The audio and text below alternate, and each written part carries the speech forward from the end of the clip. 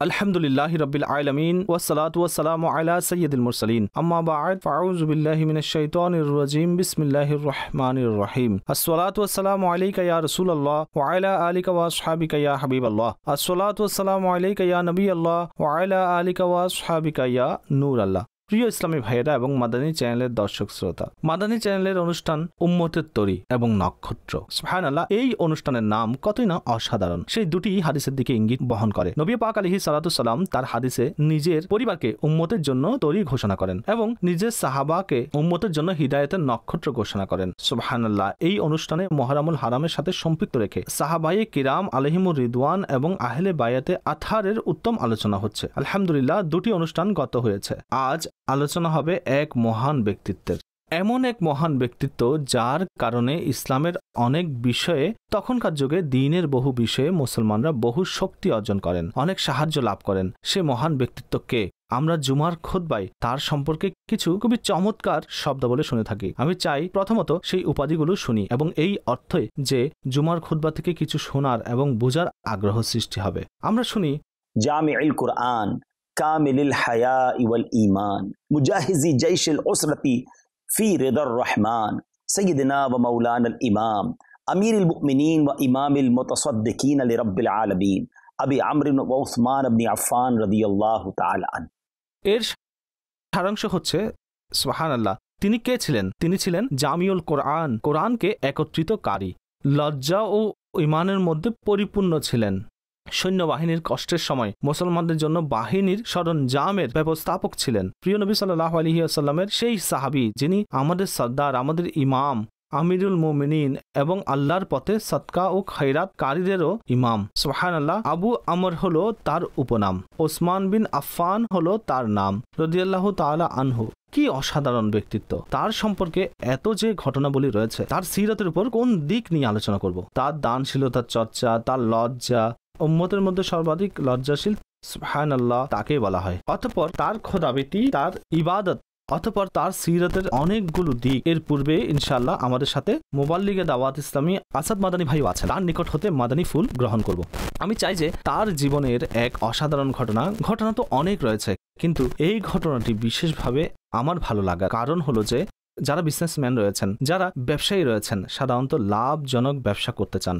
যখন সুযোগ হাতে আসে তখন সেই সুযোগ পরিপূর্ণভাবে কাজে লাগান। কিন্তু সৈয়দনা ওসমান গনির সিরাত পড়ুন, সুবহানাল্লাহ, তিনি কেমন সুযোগ কাজে লাগাতেন এবং তার দৃষ্টি, তিনি কোন ব্যবসায় মনোযোগ দিতেন। দর্শক শ্রোতা, ঘটনা কিছুটা এমন। হযরত আবু বকর সিদ্দিক রাদিয়াল্লাহু তাআলা আনহুর যোগ ছিল এবং মদিনা মনোয়ারার মুসলমানদের কাছে পর্যাপ্ত শস্য ছিল না। তারা দুর্ভিক্ষের দ্বার প্রান্তে পৌঁছল। লোকেরা যখন হযরত আবু বকর সিদ্দিক রাদিয়াল্লাহু তাআলা আনহুর নিকট গেলেন, হুজুর, খাবারের কিছু নেই, শস্য কম হচ্ছে। মদিনাবাসীরা চিন্তিত। তিনি বললেন, সন্ধ্যা পর্যন্ত ধৈর্য ধরুন, আমার রব কোনো একটা উত্তম পন্থা বের করে দিবেন। এবং তাই হলো। হযরত ওসমান গনি রাদিয়াল্লাহু তাআলা আনহু সেই যুগের অনেক বিরাট ব্যবসায়ী ছিলেন। তার নিকট সেই সময় 1000 ওট শস্য সরঞ্জাম নিয়ে তার কাছে পৌঁছল। অর্থাৎ তিনি অন্য কোনো দেশ থেকে ইম্পোর্ট করেছিলেন, সিরিয়া থেকে ইম্পোর্ট করেছিলেন। সব সরঞ্জাম চলে আসলো। তা বর্তমান মার্কেটে এভাবে মনে করতে পারেন, যদি সমগ্র শহরের শস্য না হয় এবং কারো নিকট শস্যভর্তি 1000 ট্রাক চলে আসে, তাহলে তো তার লাভ হয়ে গেল। তার ইচ্ছা যত লাভ চান করতে পারেন। খুবই সুবর্ণ সুযোগ ছিল। এখন মদিনা মনোয়ারার ব্যবসায়ীগণ সৈয়দনা ওসমান গনি রাদিয়াল্লাহু তাআলা আনহুর বাড়িতে পৌঁছলেন এবং তারা গিয়ে আবেদন করলেন, হুজুর, মদিনার শস্য পর্যাপ্ত নেই, আপনার নিকট তো অনেক মাল রয়েছে, আপনি আমাদের নিকট সেল করে দিন, আমরা গিয়ে মদিনার মার্কেটে বিক্রি করব। লোকেরা শস্য ক্রয় করবেন এবং খাবার খাবেন। তিনি বললেন, বলুন, আমাকে লাভ কত দিবেন? লোকেরা বললেন, আপনি 10-এর ক্ষেত্রে 12 নিন, 20% প্রফিটের অফার করলেন। আমি এর চেয়েও বেশি পাচ্ছি। আপনি 10-এর ক্ষেত্রে 13 নিন।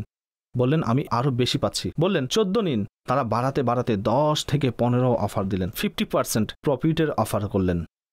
তিনি বললেন, আমি এর চেয়েও বেশি পাচ্ছি। তখন লোকেরা বললেন, হুজুর, মদিনায় যতগুলো ব্যবসায়ী রয়েছে সবাই তো আছে, আমাদের চেয়ে বেশি অফার আপনাকে কে করছে? তখন তিনি বললেন, আমার রব আমাকে 1-এর জন্য 10 দিচ্ছেন, কেউ আছো কি যে আমাকে এর চেয়ে বেশি দিবে? আল্লাহু আকবার। তারা বললেন, হুজুর, এর চেয়ে বেশি আপনাকে দিতে পারবো না, এত লাভ কে দিতে পারবে? তিনি কেমন অসাধারণ কথা বললেন, আমি সব মালপত্র 1000 ওট ও সরঞ্জাম এবং শস্যসহ মদিনার মুসলমানদের জন্য ওয়াকফ করে দিলাম।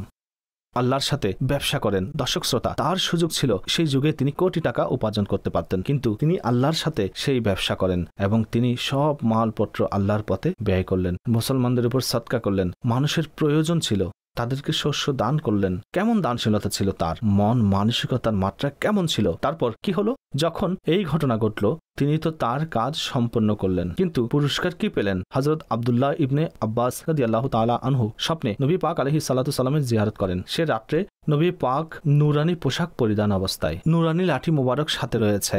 নবী পাক আলাইহিস সালাতু সালামকে আরজ করলেন, আমার পিতামাতা আপনার জন্য উৎসর্গ, হুজুর আপনার প্রতি আমার আগ্রহ বৃদ্ধি পাচ্ছে সাল্লাল্লাহু আলাইহি ওয়াসাল্লাম। নবী পাক ইরশাদ করলেন, আমি তাড়াহুড়ার মধ্যে আছি। ওসমান যে 1000 ওটের বোঝা, সেই ওজনের সেই পরিমাণ গম আল্লাহর পথে ব্যয় করলেন।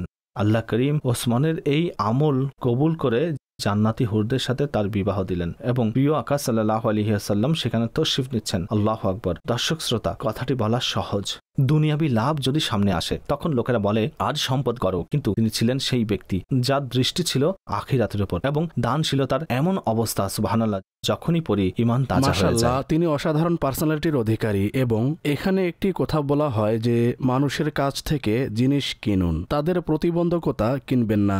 এই একটি ঘটনা খুবই অসাধারণ। কোনো এক সাহাবীর ঘটনা, তিনি ঘোড়া বিক্রি করতে এসেছিলেন এবং তিনি দাম কম করেছিলেন। অপর সাহাবী বললেন, তোমার ঘোড়া এর চেয়ে উত্তম। আরও বাড়ালেন, অতঃপর বললেন, এর চেয়েও অধিক উৎকৃষ্ট। তিনি সেটার দাম বাড়িয়ে ক্রয় করলেন এবং আল্লাহ তাবারক ওয়া তাআলা তাকে অনেক মর্যাদাও দান করেছেন। তিনি রাদিয়াল্লাহু তাআলা আনহু জান্নাতের সুসংবাদ প্রাপ্তদের মধ্যেও একজন।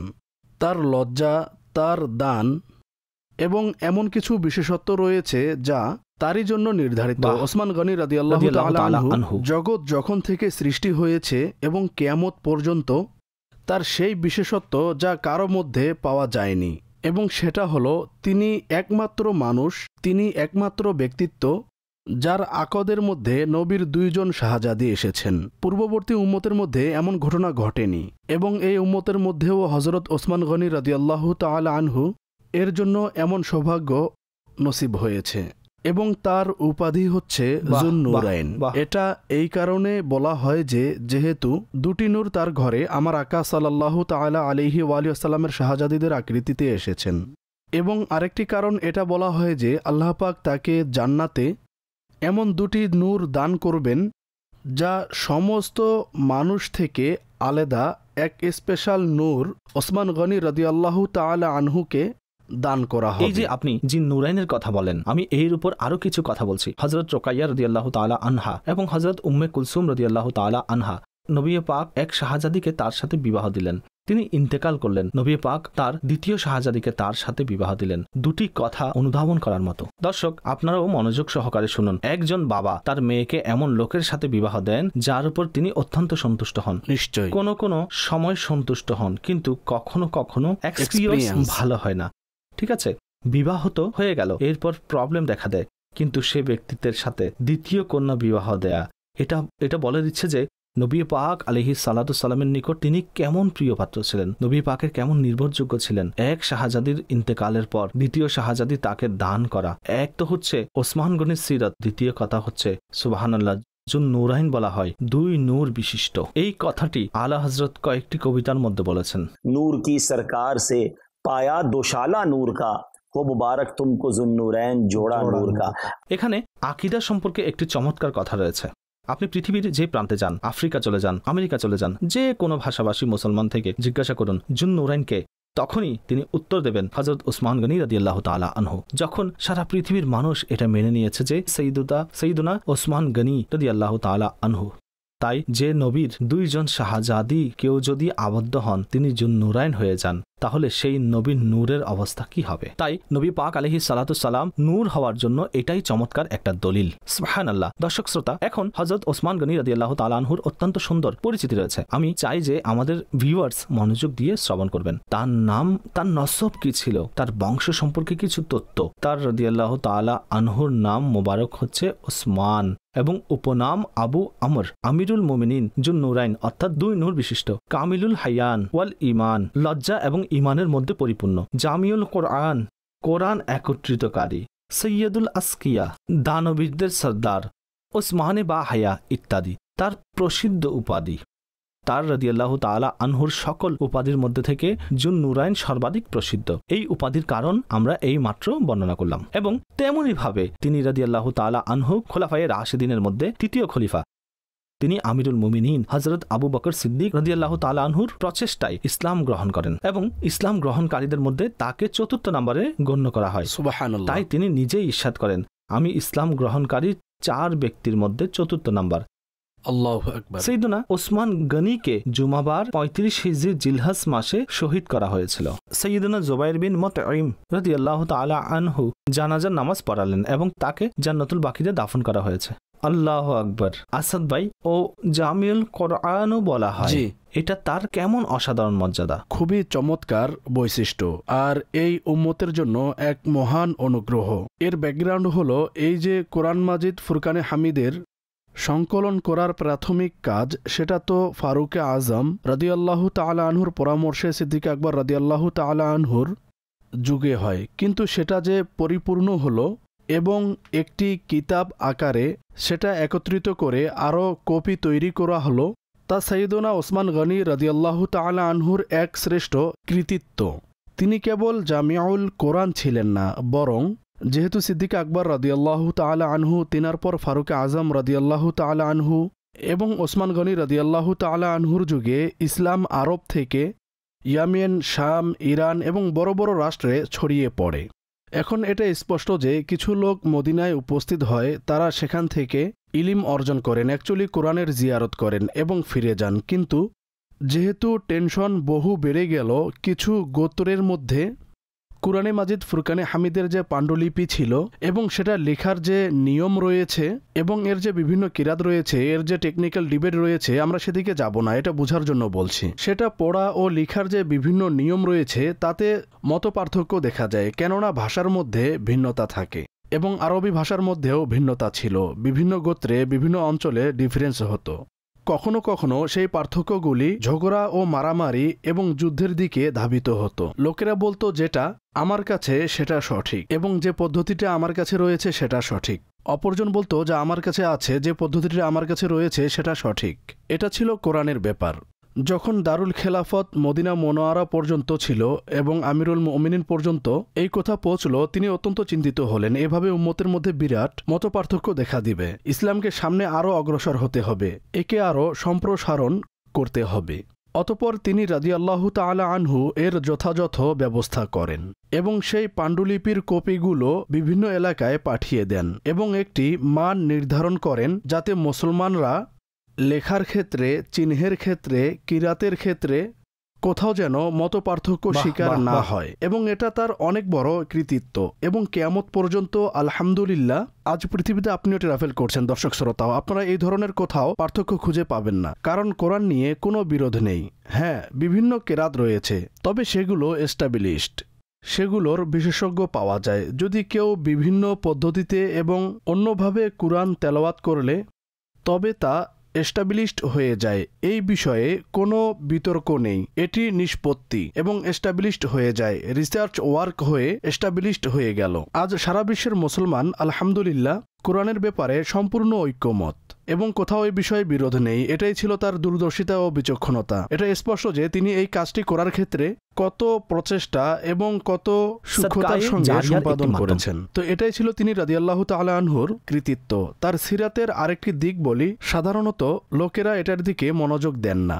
ফারুকে আজম রাদিয়াল্লাহু তাআলা আনহুর খেলাফতের যুগে সত্যি অনেক এলাকা জয় করা হয়, কিন্তু ওসমান গনি রাদিয়াল্লাহু তাআলা আনহুর খেলাফতের যুগের শুরুতে এতে ফারুক আজম রাদিয়াল্লাহু তাআলা আনহুর চেয়েও বেশি ইসলাম দ্রুতগতিতে ছড়িয়ে পড়েছিল। পরবর্তীতে মতভেদ ও বিদ্রোহ ঘটনা ও পরিস্থিতির পরিবর্তন ঘটায় এবং ওই ঐতিহাসিকগণ এর খুব সুন্দর কারণ ব্যাখ্যা করেছেন। হযরত ওসমান গনি রাদিয়াল্লাহু তাআলা আনহু মেজাজের দিক থেকে এতই নম্র ছিলেন, লোকেরা তার প্রতি দ্রুত ধাবিত হতো এবং তার কাছে যাওয়ার জন্য অস্থির হয়ে যেত।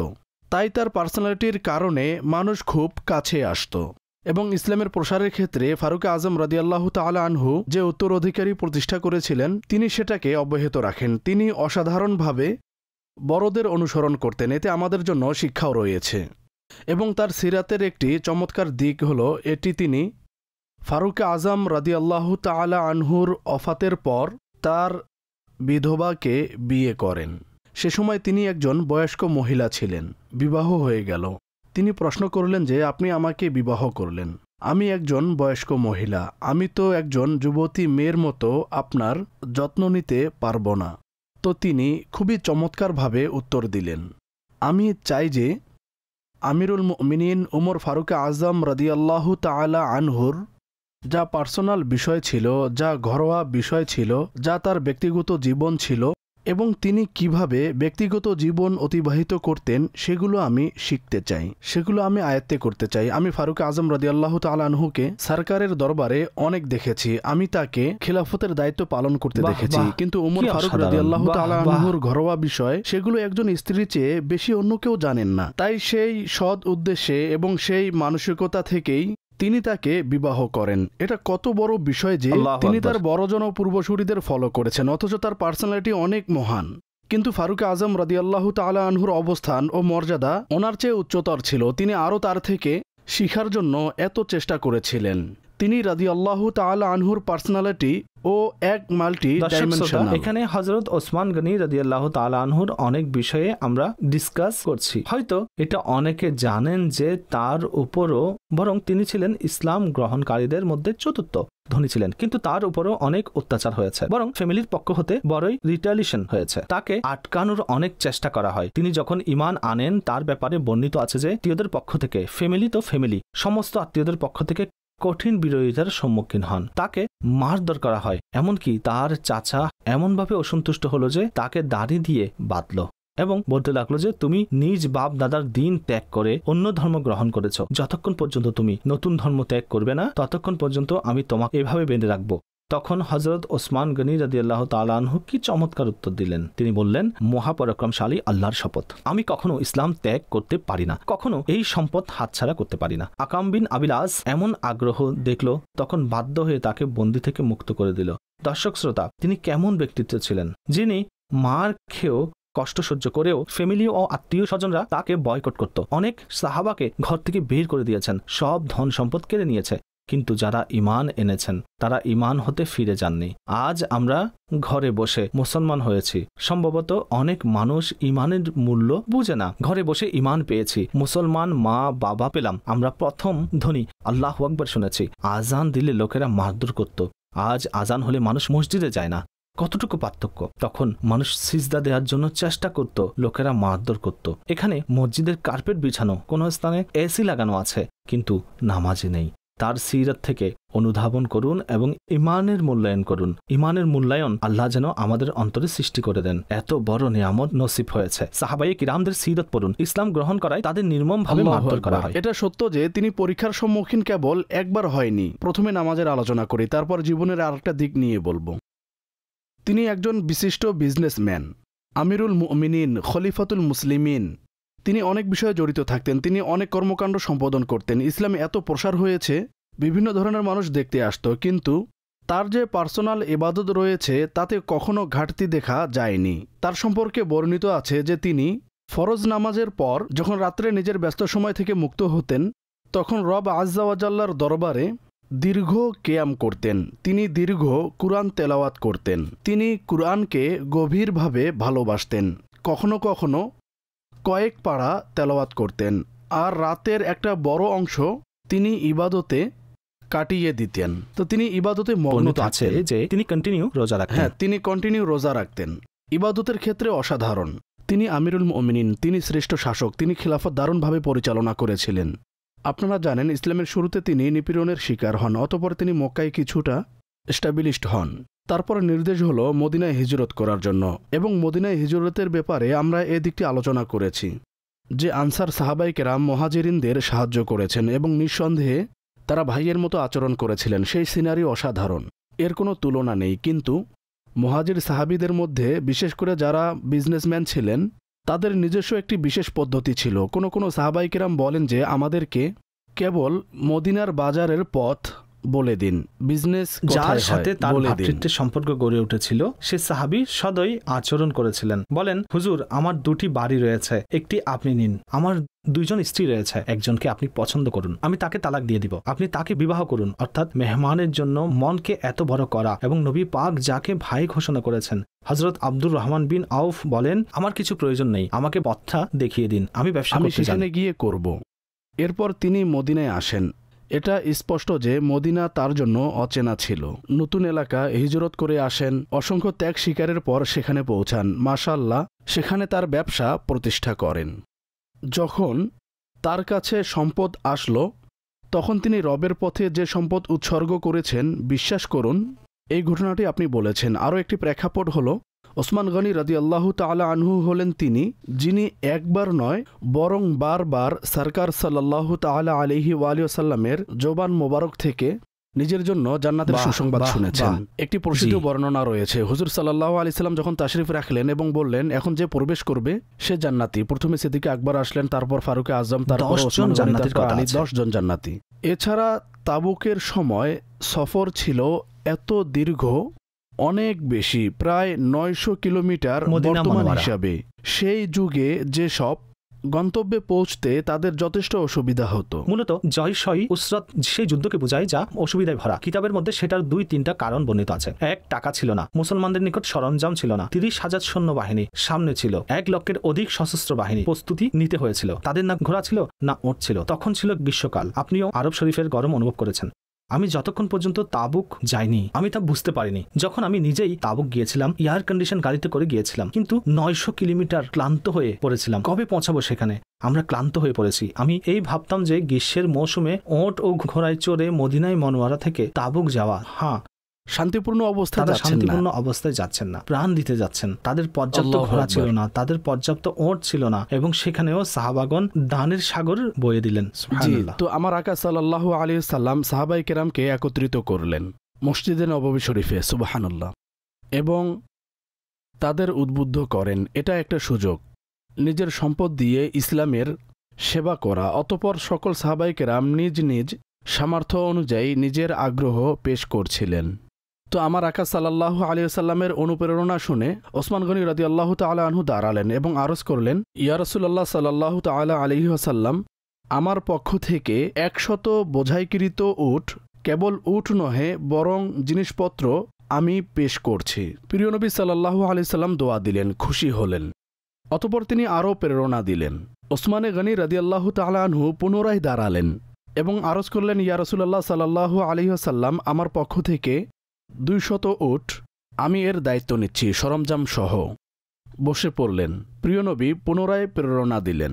ওসমান গনি পুনরায় বাহ, দাঁড়ালেন বাহ, এবং বাহ। আরজ করলেন, ইয়া রাসূলুল্লাহ সাল্লাল্লাহু আলাইহি সাল্লাম, আমার পক্ষ ওয়াসাল্লাম। থেকে 300 উটের আমি দায়িত্ব নিচ্ছি। যাই হোক, সেই আলোচনা শেষ হলো।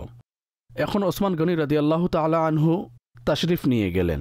প্রিয় নবী সাল্লাল্লাহু তাআলা আলাইহি ওয়া আলিহি ওয়াসাল্লাম এত খুশি হলেন, সেখানেই ওসমান গনি রাদিয়াল্লাহু তাআলা আনহুকে জান্নাতি সুসংবাদ প্রদান করেন। এবং সুবহানাল্লাহ। এমন বাক্য অন্য সাহাবীর ব্যাপারে পাওয়া যায় না। তো প্রিয় নবী ইরশাদ করেন, আজকের পর ওসমান যা কিছু করবে তা সেগুলোর ধরপাকড় হবে না। হায় হায়। আল্লাহু আকবার। এই বাক্য শুনে তার নিজস্ব পার্সোনালিটি, ব্যক্তিত্ব, মর্যাদা ও সম্মানের ধারণা নিন যে ইমামুল আম্বিয়া যার ব্যাপারে বলেছেন ওসমান যাই করুক এখন থেকে তার ধরপাকড় হবে না, অর্থাৎ তার আমলসমূহ এত নিষ্ঠার, এত সৎ ছিল। আল্লাহ তাবারক ওয়া তাআলার প্রিয় হাবিব তিনি জান্নাত জি। কিনেছেন। এটা সত্যি। অন্য একটি স্থানে ঘটেছে যে যখন মুসলমানদের পানির প্রয়োজন হয়, লক্ষ্য করুন যে হযরত ওসমান গনি বেহেশত কিনে নিলেন। যদিও তিনি আগেই জান্নাতের সুসংবাদ পেয়েছিলেন, কিন্তু নেকি অর্জনের জন্য মন ভরছে না। আরেকটি কথা, তাবুকের যুদ্ধের সময় হযরত ওসমান গনির ঘোষণা, তিনি সেখানে কি উপস্থাপন করেছেন এটাও চিন্তার বিষয়। লজিক এটাই বলে, তিনি প্রথমে দাঁড়িয়ে 100 ওটের ঘোষণা দেন, তারপর 200 ঘোষণা দেন, তাহলে 100কে বৃদ্ধি করে 200 করলেন, তারপর 300 এর ঘোষণা দেন। এমন নয় জনাব, তিনি এমন করেননি। তিনি 100 এর সাথে 200 যোগ করলেন, তাহলে কত হলো? 300। 300 এর সাথে 300 যোগ করলেন, কত হলো? 600, তাই না? 950। এর সাথে আরো ঘোড়াও দিলেন, আরো 50টি ঘোড়া দিলেন, স্বর্ণ মুদ্রাও দিলেন। আপনারা একটু ভাবুন, আমাদের এখানে কেউ যদি ঘোষণা দেন তখন তাকে তালাশ করতে হয় কোন দিকে গেল। যদিও ঘোষণা বেশি করে দেন তবে আদায় করেন অল্প। আমি এটা মনে করেছিলাম, সেটা মনে করেছিলাম। দ্বিতীয় পয়েন্ট হচ্ছে যে ঘোষণা যা করেন তা সম্পূর্ণ দেন না। তিনি ঘোষণা করেছেন, অল্প প্রদান করেছেন, বেশি। কি চমৎকার, সুবহানাল্লাহ। এখানে তার পবিত্রতার ব্যাপারেও জানা যাচ্ছে। সমগ্র জগতের অভিভাবকের উক্তি, ওসমান যা করুক পাকড়াও হবে না, মাআজাল্লাহ। এরপর হযরত ওসমান ইবাদত ছেড়ে দিয়েছেন কি? এখন তো আমি জান্নাত পেলাম, আর কি প্রয়োজন নফল পড়ার, রোজা রাখার, কোরআন পড়ার? তার শাহাদাত হয়েছে তেলাওয়াত অবস্থায়, এক রাতেই সম্পূর্ণ কোরআন তেলাওয়াত করতেন। আসাদ ভাই, এটা তার কীর্তি। প্রতিদিন সম্পূর্ণ কোরআন তেলাওয়াত করাও তার অভ্যাস ছিল, এবং যখন তিনি শহীদ হন ঠিক সেই মুহূর্তে তিনি পবিত্র কোরআন তেলাওয়াত করছিলেন এবং রাসূলের সুন্নতের উপর যেভাবে আমল করতেন তা অবিশ্বাস্য। অনেক সাহাবীর বর্ণনায় এসেছে সেই উযুর ঘটনা। তিনি উযু করলেন এবং মুচকি হাসলেন। কেউ বললেন, হুজুর, প্রকৃতপক্ষে তো এটা মুচকি হাসার সময় নয়, এমন কোনো ঘটনাও তো ঘটেনি। তখন তিনি বললেন, আমি আমার আকাকে দেখেছিলাম যে তিনি উযু করলেন এবং তারপর মুচকি হাসলেন, তাই আমি সেই সুন্নতকে পালন করছি। এভাবে সুন্নতের উপর আমল করার আগ্রহ, ইহাই সাহাবায়ে কেরাম আলাইহিমুর রিদওয়ানকে সেই স্থান ও মর্যাদায় নিয়ে যায়। তারা এমনভাবে ফলো করতেন, তারা লজিক খুঁজতেন না। আমাদের সেটার লজিক থাকুক বা না থাকুক, রহস্য জানা থাকুক বা না থাকুক, বাস আমাদের প্রিয় নবী সাল্লাল্লাহু আলাইহি সাল্লাম এই কাজটি করেছেন, তাই আমাকেও করতে হবে। কবি বলেন, वुजू करके खंदा हुए शाह उस्मा, कहा क्यों तबस्सुम भला कर रहा हूं, जवाबे सवाले मुखातिब दिया फिर किसी की अदा को अदा कर रहा। দর্শক শ্রোতা, এখানে আমাদের আসাদ ভাই যে কথাটি বলেছেন, সে সুন্নাত যেটার নির্দেশ নেই, তারপরও সাহাবাগণ যদি জানতে পারেন যে নবী পাক আলাইহিস সালাতু সালামের এমন নিয়ম ছিল, সেটা ফলো করতেন, লজিক খুঁজতেন না। এবং আজ যে সুন্নতগুলোর নির্দেশ দেয়া হয়েছে, এমন কিছু কাজ আছে যেগুলো থেকে বিরত রাখা হয়েছে, কিছু কাজ করার জন্য বলা হয়েছে, কিন্তু মানুষ সেগুলো করে না। কিন্তু লোকেরা অদ্ভুত লজিক পেশ করেন এবং বলেন, এটি তো সুন্নত, তাই না? অর্থাৎ আল্লাহর পানা, যখন কোনো কিছুকে সুন্নত হিসেবে চিহ্নিত করা হয় তখন অনেকে বলেন এটা তো সুন্নত। অর্থাৎ আপনারা চিন্তা করুন, সাহাবাগণ সুন্নত অনুসন্ধান করতেন এবং বর্তমান লোকেরা সুন্নত শুনে আল্লাহর পানা সেটা হালকা মনে করছেন। এবং এটা অনেক ক্ষেত্রে, পাশাপাশি হজের ক্ষেত্রেও ঘটছে। কেননা কয়েকদিন আগে হজ হয়েছে, একজন হাজি মনে হচ্ছে কেবল সেই জিনিস নিয়ে চিন্তিত যেটার জন্য দম দিতে হয়। মৌলানা সাহেব, দিতে হবে না, ঠিক আছে, মিনায় রাত্রি যাপন করা সুন্নত। ভাই, এটা সুন্নত, আপনি কেন এসেছেন তা আমাকে বলুন। হজের এইসব আরকান কি? এগুলো আল্লাহ ওয়ালাদের স্মৃতিচারণ। আপনি যদি হোটেল বা রুমে ঘুমাতে চান তবে আপনি বাংলাদেশে ঘুমাতে পারতেন, আপনি এখানে এসেও হোটেলে ঘুমাচ্ছেন। তাই মিনায় রাত্রি যাপন এড়িয়ে চলা উচিত নয়। যেখানে যেখানে সুন্নত, আমি এটা বলছি কেননা যদি কেউ কোনো অপারগতার কারণে মিনায় রাত্রি যাপন না করেন তাহলে তিনি গুনাহগার হবেন না। কিন্তু বলার উদ্দেশ্য হলো এই যে এটা বলে পিছনে সরে যাওয়া, এটা তো সুন্নত, এমনটি বলা সঠিক নয়। এর দুইটি দিক রয়েছে এবং তা খুবই গুরুত্বপূর্ণ। মাশাআল্লাহ, আপনি স্মরণ করিয়ে দিলেন। ওলামাগণ বলেছেন, ভাই, এই যে ফরজ, ওয়াজিব, এই যে বিধিবিধানের শ্রেণীবিন্যাস, সেগুলো তো ফিকহি বিধান হিসাবে। এই বিন্যাস অন্য কোনো কারণে হবে, এর এই উদ্দেশ্যটি বাস্তব নয়। মাসালা যখন বলা হয় তখন লোকেরা বলেন যে ঠিক আছে, নিষিদ্ধ হবে, হারাম তো নয়, সেক্ষেত্রেও একই কথা প্রযোজ্য। আপনি কি সুন্নতের কথা বলেছেন, ভাই ওয়াজিব তো নয়, এটা শুধু সুন্নত, মাআজাল্লাহ। এই যে বিন্যাস, তা আমাদের বোঝার জন্য করা হয়। প্রকৃতপক্ষে আল্লাহ এবং তার রসুলের যা নির্দেশ, সেগুলো তো আল্লাহ ও তার রসুলের নির্দেশেই। হাদিসের ব্যাপারে ওলামাগণ এটা ইরশাদ করেন যে প্রত্যেক হাদিস আমাদের গুরুত্ব দিতে হবে। এই হাদিস জয়ীফ, তা ছেড়ে দাও।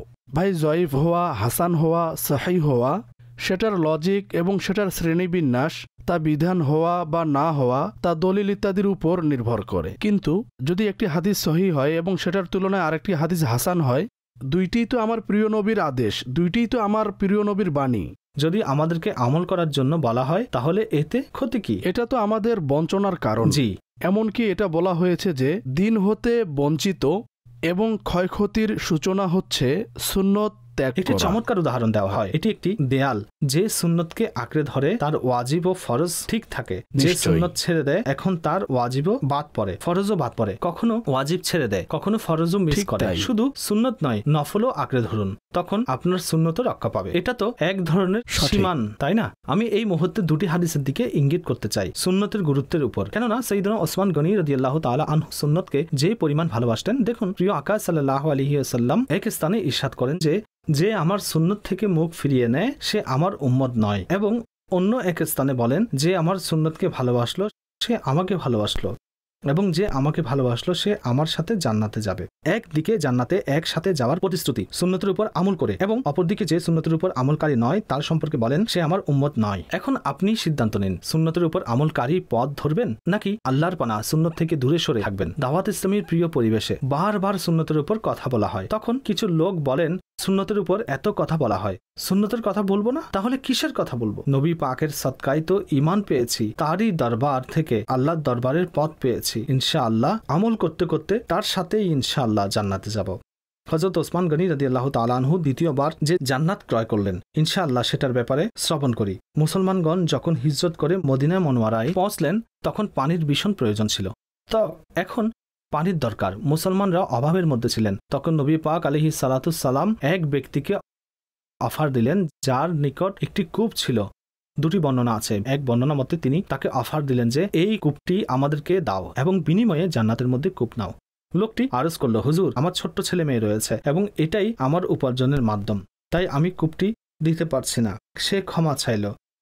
হযরত ওসমান গনি রাদিয়াল্লাহু তাআলা আনহু সংবাদ পেলেন। আমি এবং আপনি, বিশেষ করে যারা বিজনেসম্যান, তারা যদি সংবাদ পায় যে অমুক ডিল এসেছে, আমি গ্রহণ না করি তবে অন্য কেউ নিয়ে নেবেন, এটা খুবই লাভজনক ডিল, তখন মানুষ এদিক সেদিক থেকে পৌঁছে যায়, সে ডিল নিয়ে নেয়। হযরত ওসমান গনি রাদিয়াল্লাহু তাআলা আনহু কেমন বিজনেসম্যান ছিলেন? নবী পাক আলাইহিস সালাতু সালামের দরবারে উপস্থিত হলেন এবং আরজ করলেন, হুজুর সেই অফারটি আমার জন্য আছে কি? সুবহানাল্লাহ। যদি আমি কূপটি ক্রয় করে মুসলমানদের জন্য ওয়াকফ করি তাহলে আমার জন্য কি জান্নাতের কূপ রয়েছে? নবী পাক আলাইহিস সালাতু সালাম এভাবে কিছু ইরশাদ করেন যে, হে ওসমান, এই অফার তোমার জন্য রয়েছে। তিনি যান এবং ডিল করলেন, কূপ ক্রয় করলেন এবং মুসলমানদের জন্য ওয়াকফ করে দিলেন। আল্লাহু আকবার। দর্শক শ্রোতা, বীরে ওসমান আজও মদিনা মুনওয়ারায় বিদ্যমান আছে এবং এর সম্পর্কে আরো চমৎকার পয়েন্ট আমরা জানতে পারছি। সেই কূপের কারণে বাগান গড়ে উঠেছে, সেই বাগান থেকে কিছু আয় হয়, এটি কিছু ট্রাস্টে দান করা হয় এবং আজও মদিনা মুনওয়ারায় হযরত ওসমান গনির অ্যাকাউন্ট বিদ্যমান রয়েছে এবং সেখান থেকে সদকা ও খয়রাত করা হচ্ছে। এটা কেমন সদকা ও খয়রাত! তখনকার যুগেও মদিনাবাসীরা উপকৃত হয়েছেন, আজও মদিনাবাসীরা উপকৃত হচ্ছেন।